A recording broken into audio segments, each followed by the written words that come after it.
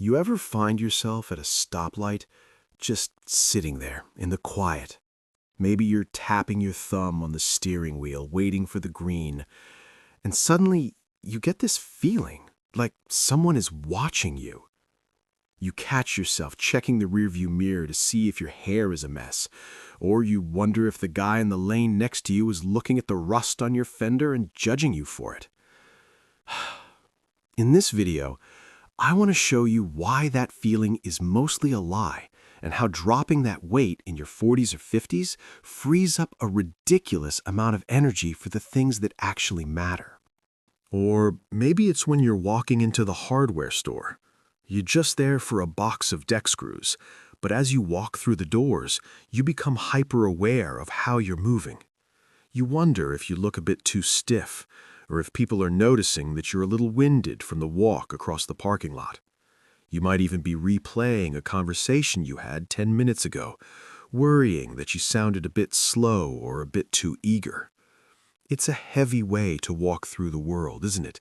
Carrying that invisible weight. Most of us have spent the better part of our lives, especially those first few decades, performing for an audience we're convinced is watching our every move. We think we're under a microscope. But I want to talk to you about something today that usually only starts to sink in once you've got a bit of gray in the beard and some real miles on the odometer. There's a term for this in psychology called the spotlight effect. It's a simple idea, really, but it's powerful once you wrap your head around it.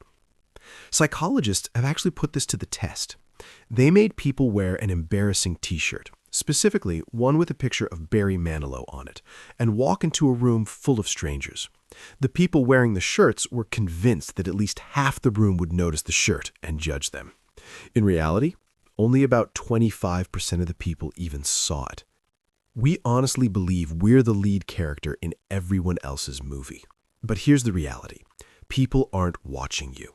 They're way too busy being the lead character in their own movie. While you're worrying about that stain on your shirt, the person across from you is worrying about their own stains and their own mounting bills. They aren't grading your performance. They're too busy trying to remember if they locked their own front door. I spent years trying to fit into different molds. You try to be the guy who has all the answers. It's like wearing a mask that's just a little bit too tight. It pinches.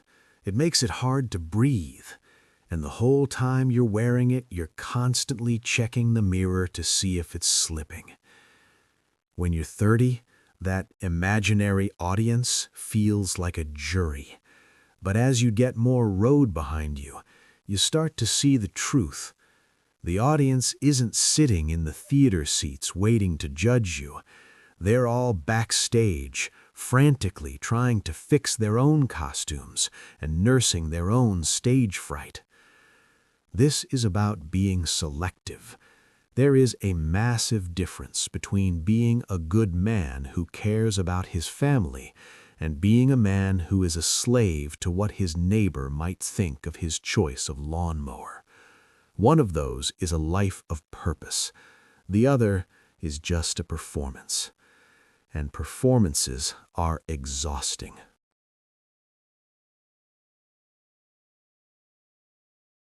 Now let's talk about the cost. In the second half of life, the gas in the tank is a little more precious.